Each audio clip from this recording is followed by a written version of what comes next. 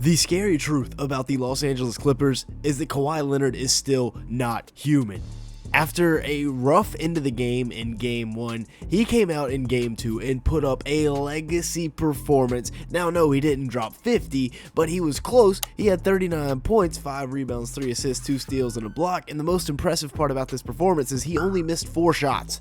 It took him 19 shots to get to 40 points, which he only missed 4 of, and 3 of which were from beyond the three-point line. Death by the midi. As you can see here, when he gets to that left shoulder, he's going to be turning over his right and falling away. You can pretty much just go ahead and take the ball out of bounds. And then right here, he sets Jamal Murray up, gives him a little shoulder fake, and gets right to the rim. That's a beautiful counter move to the first little fadeaway we showed. You can see it again here from a better view. Gets him with the shoulder fake and the fall away. That's pretty much unguardable. But my question is, why is Jamal Murray guarding Kawhi Leonard? That seriously can't be the best matchup you have. This is just bullying right here in the mid-range. Jamal Murray tries to be physical, doesn't work. Tries to guard him straight up, doesn't know which way he's going to go, falls for a little hand fake, and then Kawhi gets right to his spot and knocks down the midi. Peyton Watson is actually a much better matchup here, but it still doesn't matter because Kawhi's just going to get to his spot and hit a tough fall-away jumper where there's nothing you can do about it. This is fantastic defense. This is as good of a defense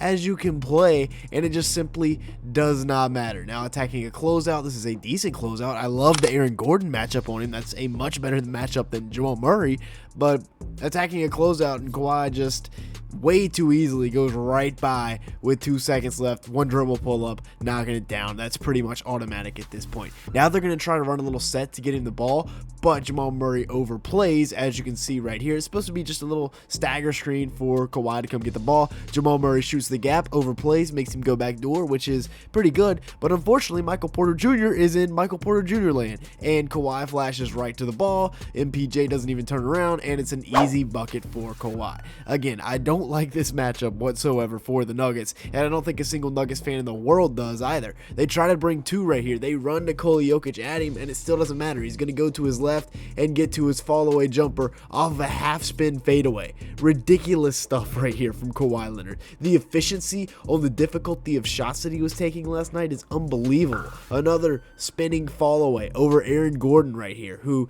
is a really solid defender, and it just does not matter. He's bigger, longer, probably a little bit more athletic at this point in his career, and it still doesn't matter. Kawhi gets to his spot, and that's a ridiculous turnaround fadeaway. Now here with 58 seconds on the clock, tween, getting to my spot in the mid-range, elevating over the 6'8" Gordon, who has a 7-foot wingspan, and it just simply does not matter. There's nothing you can do about this shot right here. Puts the game on ice. Now, the evolution of the cyborg, as you can see here, he has gotten better and better every single year throughout his career at shooting the 3-ball. He's been over 41% for the last 3 years, and since his return from injury this year, he's shooting 48% from beyond the arc, which is ridiculous. Normally, you'd worry about Kawhi getting downhill right here, but the new Kawhi, he's just going to walk into it and lace it. And then at halftime, this is a really tough shot here. I mean, over 2 people, you're kidding me. This is ridiculous. 2 guys with a hand up, 1 behind him, and that's how you know he's locked in. He's on demon time. Still no reaction, by the way, as he just runs to the locker room. And then here in transition, little early step back on Aaron Gordon.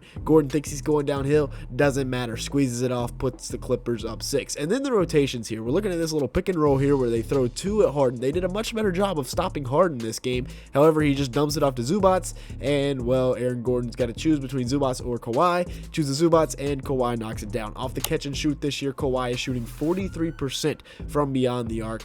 That is on about 3 attempts per game. And then once again, getting out in transition a little bit right here for the easy slam. One of the easier buckets he got all night. And then you just can't send 2 because there's always going to be at least 2 of Zubac, Norman Powell, or James Harden out there on the court with him. Right here, he's just going to hit Chris Dunn for the easy 3. They're not even really guarding Chris Dunn. He was 1 for 4 last night. He's going to have to hit some shots. And then he hits Zubac here in the middle of the paint, drives baseline. 2 guys come at him with Russell Westbrook. Jamal Murray's got to stay home with Nick Batum and Derrick Jones Jr. try to guard both. And then Jokic has to get up into the paint more to take this pass away. A little bit of a miscommunication, and Zubac hits the nice little jump hook right there. And then they're going to send Jokic at him. So watch Zubac. He's going to seal off the middle of that paint, seal off Michael Porter Jr. Jokic runs at Kawhi. Norman Powell flashes right to the ball. Jamal's supposed to have him and Derrick Jones, and it just doesn't work out because Norman Powell right to the rim for the easy mid-range.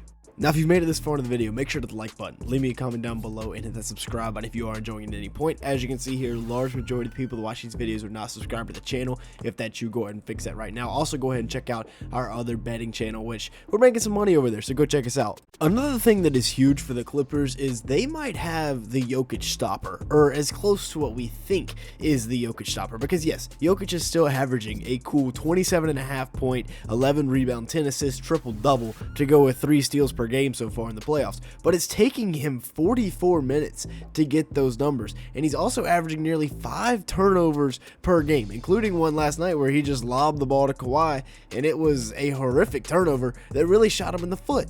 But Zubac has been great for the Clippers this season as an underrated passer, a bruiser down low, getting boards, blocking shots, little hook shots there. He's averaging 18.5 points per game, 12.5 rebounds, and 3 assists to go with a steal in 40 minutes per game so far this year in the playoffs, which is better than his regular season numbers where he put up 16.5 points per game, 12.5 boards, 2.7 assists, 1.1 steals in just 33 minutes. So being able to play longer, yes, the overtime stint in game 1 helped with that average, but still, this is one of the best pick and roll duos in the league between Harden and Zubac. And like I said, he only plays 33 minutes a game in the regular season. So being able to play 40 minutes a game come postseason time, being able to match those minutes when Jokic is out there is huge for Zubac and this Clippers team. And then you got Harden, of course. He is the system. 22.8 points per game, 8.7 assists, 5.8 rebounds, 1.5 steals in 33 minutes per game this year on the season for James. Not the best efficiency-wise, still only 41% from the field and 35% from 3 on 8.5 attempts. But once Kawhi returned to the lineup and he became the second option again, that improved. With Kawhi in the lineup, he's shooting 43% from the field and 37% from 3. So not a major improvement, but definitely much better than the 41-35 splits, getting up to 43-37. You'll take that all day long as the second option for your squad. So here's the difficulty for the Nuggets. You've got Aaron Gordon, probably your Kawhi stopper if there is such a thing, although he didn't do a very good job last night on Kawhi. Then you got Christian Brown, your second best defender here, guarding James Harden. And this is easily switched by the Nuggets because they're going to bring Chris Dunn right here to set this screen. And then now we've got James Harden coming off this screen attacking Jamal Murray. That is the issue here for the Nuggets because with Brown not being able to get under this, they're going to exploit this. James Harden's just going to walk right into it and knock it down, and they don't have a third defender on the floor. And then once again right here, as you can see, you get Harden up front working one-on-one with Jamal Murray. They've got this switch here where they've got Christian Brown, which is the best perimeter defender for the Nuggets. They've got him off of Harden. Aaron Gordon's still hanging out over here in the corner with Kawhi. And then, yeah, this is just cooking, right? Between the legs, loses it a little bit, back to Harden. So a little bit lucky on this play, but he's going to go right down the middle and score. I mean, look how easy Jamal Murray gets beat right here. Bad closeout, flyby, little floater, which Harden is so good at. And even when Kawhi is not out there, James Harden can still carry this team like he did for a majority of this season. He's going to go right. We've got Michael Porter Jr. and Christian Brown both doubling, and it just doesn't matter. As you will see, he just back to his Rockets days, between the legs, getting to his spot. Doesn't even go between the legs this time. Just surveys the scene. We got Nick Batum coming off a little bit of a pin down here, but he just hits his step back over Michael Porter Jr., and that's a really tough shot, and he knocks it down with ease.